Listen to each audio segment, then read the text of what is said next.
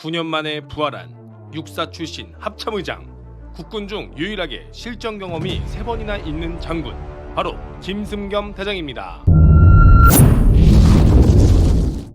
대한민국 군대의 최고의 장군 자리, 현역 군인 중에 유일하게 인사청문회를 가지는 직책은 바로 합동참모의장, 합참의장입니다.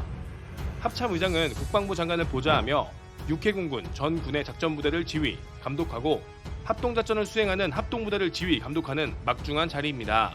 이렇게 중요한 합동참모의장 자리는 9년 동안 육사 출신이 아닌 다른 출신들이 자리를 차지했는데요. 합참의장은 인사청문회를 거칠 만큼 강력한 자리이기도 하지만 실질적으로 인사권은 각군 참모총장에게 있기 때문에 군에 미치는 영향은 참모총장의 권한이 더 강력할 수도 있습니다. 이명박 정부의 정승조 합참의장을 마지막으로 2013년 이후부터 해군사관학교 출신 최윤희 대장, 육군 3사관학교 출신 이순진 대장, 공군사관학교 출신 정경두 대장, 육군 학군단 ROTC 출신 박한기 대장, 공군사관학교 출신 원인철 대장까지 이어져 왔으나 2022년 윤석열 정부 취임 이후 첫 번째 합참의장은 9년 만에 육사 출신으로 돌아오게 되었습니다. 그렇다고 해서 윤석열 정부가 육사 출신들의 편에 서서 합참의장을 육사 출신으로 한 것이 아니냐라고 생각하실 수도 있겠지만, 김승겸 대장은 합참의장에 충분히 오를 자격이 있는 사람으로 알려져 있는데요. 김승겸 장군은 1963년 충청남도 서천군에서 군인의 아들로 태어났습니다. 김승겸의 아버지는 예비역 중령으로, 사촌 어른 또한 예비역 대령으로 전역한 군인 집안 출신입니다. 1982년 육군사관학교 42기로 입교한 김승겸은 1986년 육군 보병소위로 임관하게 됩니다. 보병소위로 임관한 김승겸은 특전사 중대장을 거쳐 백골부대 3사단 중대장 역할을 수행하게 되는데요. 이때 DMZ를 넘어 침투하던 무장 북괴군 3명을 사살하는 전과를 올리게 됩니다. 1992년 5월 22일 새벽 4시, 어른거리는 미상인원 3명이 우리 아군의 매복조에 시야에 들어왔습니다. 매복조는 신속하게 보고했고 우리 아군은 도주로를 완전 차단. 한참 시간이 지난 오전 11시 25분, 무장 북해군은 자신들이 포위되었다는 것을 알고 우리 국군에게 사격을 개시. 우리는 대형 사격을 실시해 그 자리에서 북해군 2명을 사살하고 1명은 도주하게 됩니다. 그러나 완벽하게 도주로를 차단한 상태였기 때문에 도주하던 북해군 1명 또한 아군에 의해 사살. 총 12시간에 걸쳐 작전이 마무리되었습니다. 당시 북해군들은 아군으로 완벽하게 위장했는데요. 1명은 중위 계급장, 2명은 병장 계급장의 복장으로 위장 침투했으며 국군의 군복과 전투화까지 완벽하게 준비해 침투했습니다. 이들은 촬영 장비들을 가지고 들어왔고 남쪽으로 침투해 군사시설물을 촬영하려고 하는 의도가 있었는데요. 이 작전은 은하계곡 대침투 작전이라고 불리는데, 당시 현장에서 북해군 3명을 사살한 작전 중대장이 바로 김승겸 대위였습니다. 이에 따라 김승겸 대위는 당시 국방부 장관이었던 최사창 장관에게 을지무공훈장을 수여받게 됩니다.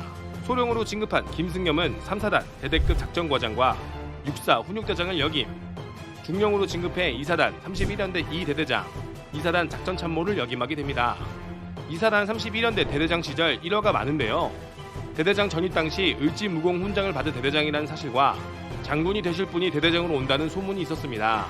김승겸 대대장은 대대장 취임식에서 이제부터 쓸모없는 작업은 없다, 무조건 훈련만 한다 라는 말을 시작으로 대대 사열대의 구호를 가족같은 병영에서 싸움터에서 이기는 영웅이 되자로 바꾸고 오직 전술적이고 전투적인 부대를 만들기 위해 엄청난 노력을 했다고 알려집니다.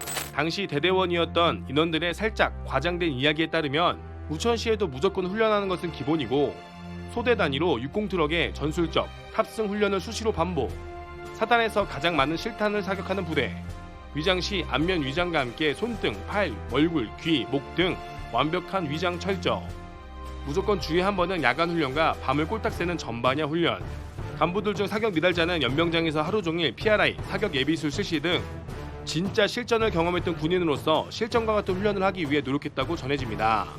수십 년이 지난 지금도 당시 대대 장병들은 대대장의 이름을 기억한다고 하는 레전드 대대장이었다고 전해집니다. 그러나 잔혹하게 훈련했지만 해당 인원들이 제대로 훈련하면 제대로 휴식하게 해주는 성격이었으며, 한 번은 병장이 전역하는데 김승겸 대대장이 내가 밉냐 라고 물어보자 네 밉습니다 하며 웃으며 이야기하니 미안하다, 잘 살고 밖에서 나 만나도 때리지 말고 아는 척 해줘라 라며 자신의 차량으로 버스 정류장까지 데려다줬다는 일화도 있습니다. 대대장을 거쳐 사단 작전참모로 영전한 김승겸은 대령으로 진급해 1사단 12보병연대장으로 취임하게 되는데, 연대장으로 취임한 김승겸 연대장은 또다시 레전드 일화를 쌓게 됩니다. 당시 2010년 남아공 월드컵이 시작되는데 2002년 월드컵 당시 축제 분위기에 북괴가 도발한 것을 예를 들어 월드컵 생중계 시청을 금지했습니다. 혹시나 장병들이 경계 근무를 게을리하고 월드컵 시청을 할까봐 매일같이 GOP 순찰을 돌았으며, 본인도 축구가 혹시나 보고 싶을까봐 아예 생중계하는 시간에는 TV가 있는 곳에 가지 않았다라는 이야기가 있으며, 수색대원들의 수색 매복 작전도 직접 확인하고 DMZ 작전 시 수색대원들의 경계 작전을 직접 체크했다고 전해집니다. 당시 부대원들은 나도 육사 가고 싶다라고 할 정도로 김승경 연대장은 부대원들의 존경을 받는 지휘관이었다고 합니다. 2012년 장군으로 진급한 김승겸은 21보병사단 부사단장, 육군단 참모장, 합동군사대학 육군대학장을 역임했으며 2014년 소장으로 진급, 28보병사단장, 국군의 날 행사기획단장, 한미연합사령부 작전참모차장을 역임하게 됩니다. 28보병사단장 당시 28사단은 윤일병 사건으로 부대 분위기가 뒤숭숭한 상태였는데요.